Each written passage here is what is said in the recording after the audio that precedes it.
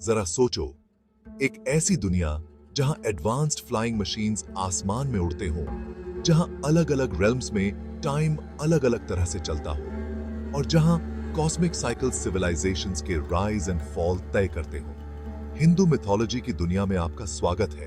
एक ऐसा यूनिवर्स जो टाइम जितना ही पुराना है, जहां लेजेंड्स और मॉडर्न साइंस आपस में गूंथे हुए हैं।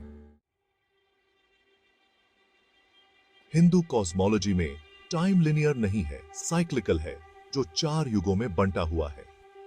अभी हम काली युगा में जी रहे हैं, डिक्लाइन का युग, जहां स्पिरिचुअल वैल्यूज घटती हैं, मटेरियलिज्म बढ़ता है और केओस छाया रहता है। लेकिन अगर मैं कहूं कि यह कॉस्मिक साइकिल सिर्फ एक मिथ नहीं है,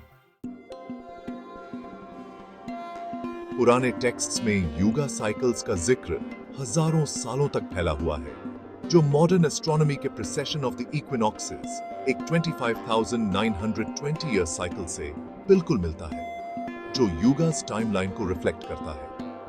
श्री युक्तेश्वर जैसे हिंदू सेजेस के अनुसार यह कॉस्मिक क्लॉक सिर्फ स्पिरिचुअल नहीं है, यह एस्ट्रोनॉमिकल भी है। लेकिन टाइम ही एकमात्र रहस्य नहीं है। रामायण और महाभारत जैसे एंशिएंट एपिक्स में विमानास का जिक्र है, एडवांस्ड फ्लाइंग मशीन्स जो आसमान में नेविगेट कर सकते थे, एरियल वॉरफेयर में एंगेज कर सकते थे और रियल्म्स के बीच ट्रैवल कर सकते थे। क्या ये टेक्नोलॉजिकल एडवांसमेंट्स के एंशिएंट रिप्रेजेंटेशंस हो सकते हैं या एक्स्ट्रा टेरेस्ट्रियल बीइंग्स के साथ इनकाउंटर्स? कई टेम्पल्स और एंशिएंट कार्विंग्स में ऐसे फ्लाइंग क्राफ्ट्स दिखाई देते हैं। वैमानिक शास्त्र जैसे टेक्स्ट में तो उनके ऑपरेट करने के तरीके के डिटेल्ड डिस्क्रिप्शंस भी हैं, जिससे मॉडर्न डे रिसर्चर्स हैरान और इंट्रीग्ड हैं। टाइम की बात करें तो टाइम ट्रैवल के बारे में क्या ख्याल है? महाभारत में हम राजा ककुदमी के बारे में सुनते हैं, जिन्होंने ब्रह्मा से मिलने के लिए उनके सेलेस्टियल रेल्म की यात्रा की थी। पृथ्वी पर लौटने पर हजारों साल बीत चुके थे। यह कहानी आइंस्टाइन्स थ्योरी ऑफ रिलेटिविटी और टाइम डायलेशन के मॉडर्न आइडियाज से अजीब तरह से मिलती जुलती है। फिर माया का विचार है, रियलिटी का इल्यूजन। क्या हो अगर हम जो कुछ भी देखते हैं वह सिर्फ एक जटिल इल्यूजन हो? प्राचीन हिंदू दर्शन बताता है कि हमारी दुनिया एक कॉस्मिक सिमुलेशन है, एक कॉन्सेप्ट जो आज के सिमुलेशन हाइपोथेसिस से अजीब तरह मिलता जुलता है। वास्तव में मॉडर्न फिजिसिस्ट्स ने यूनिवर्स को डिस्क्राइब करने वाले इक्वेशंस में एम्बेडेड एरर करेक्टिंग कोड्स खोजे हैं, जो इस बात का संकेत देते हैं कि हमारी रियलिटी एक सिमुलेशन हो सकती है। To be safe that है। अब कुछ और भी माइंड ब्लोइंग एक्सप्लोर करते हैं। महाभारत में ब्रह्मास्त्र जैसे डिस्ट्रक्टिव वेपन्स का वर्णन है, जो मॉडर्न डे न्यूक्लियर वेपन्स जैसा लगता है। ये वेपन्स पूरी सिविलाइजेशंस को खत्म कर सकते थे और कुछ रिसर्चर्स का मानना है कि मोहनजोदड़ो जैसे एंशिएंट सिटीज में इंटेंस हीट और रेडिएशन के निशान हो सकते हैं। क्या एंशिएंट न्यूक्लियर वॉरफेयर एक रियलिटी थी? आइए इस इंट्रीगिंग पॉसिबिलिटी के एविडेंस और थ्योरीज को एक्सप्लोर करें।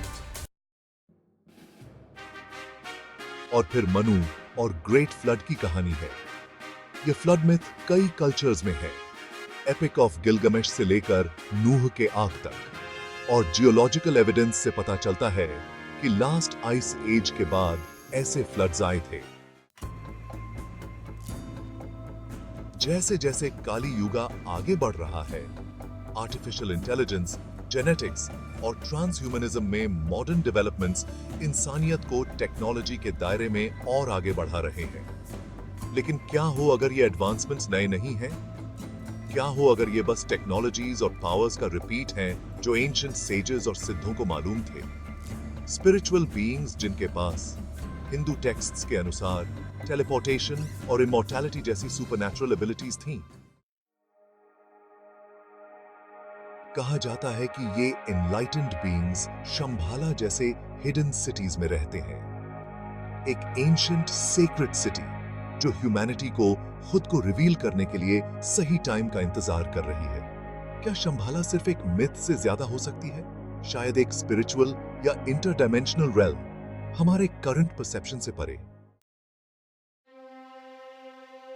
एंशिएंट टेक्स्ट्स कहते हैं कि काली युगा के अंत में यूनिवर्स कल की अवतार का आगमन देखेगा, विष्णु का फाइनल इनकारनेशन सफेद घोड़े पर सवार और लाइट की तलवार लिए कल की एक महान युद्ध लाएगा दुनिया को डार्कनेस और इग्नोरेंस से मुक्त करने के लिए, ह्यूमैनिटी को सात्या युगा के गोल्डन एज में वापस ले जाने के लिए।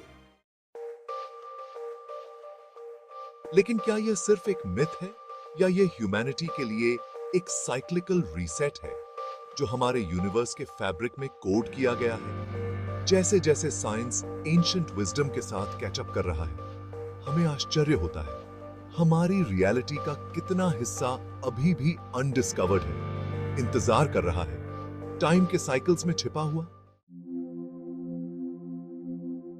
हिंदू मिथोलॉजी एंशिएंट हो सकती है, लेकिन इसकी विजडम युगों युगों तक गूंजती रहती है, मिथ और साइंस के बीच की लाइन को ब्लर करती हुई, स्पिरिचुअल और फिजिकल के बीच और पास्ट और फ्यूचर के बीच।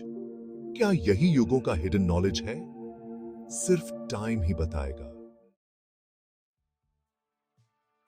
देखने के लिए धन्यवाद।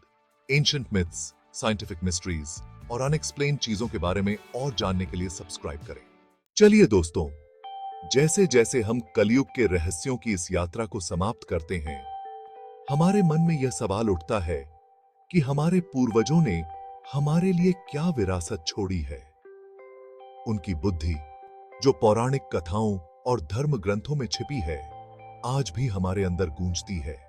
ब्रह्मांड को नियंत्रित करने वाले चक्रों से लेकर रहस्यमयी विमानों तक और वास्तविकता को एक भ्रम के रूप में प्रस्तुत करने की गहन अवधारणा तक, ये प्राचीन शिक्षाएं हमें एक ऐसी दुनिया की झलक देती हैं जहां विज्ञान और अध्यात्म एक दूसरे से जुड़े हुए थे। जैसे जैसे हम तकनीकी रूप से आगे बढ़ रहे हैं, अतीत की गूंज हमें उन सनातन सत्यों की याद दिलाती है जिन्होंने सदियों से मानवता का मार्गदर्शन किया है। प्राचीन परमाणु युद्ध और महाप्रलय की कहानियां हमें हमारे भीतर छिपी विनाशकारी क्षमता के प्रति सावधान करती हैं। फिर भी वे लचीलेपन और अटूट मानवीय भावना की भी बात करते हैं।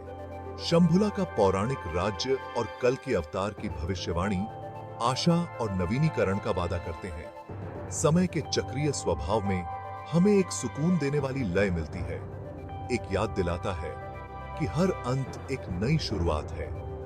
जैसे जैसे हम भविष्य की ओर देखते हैं, आइए हम अपने साथ पूर्वजों की बुद्धि को आगे बढ़ाएं, इसे आधुनिक अंतर्दृष्टि के साथ मिलाकर अपनी दुनिया की पेचीदगियों को पार करें।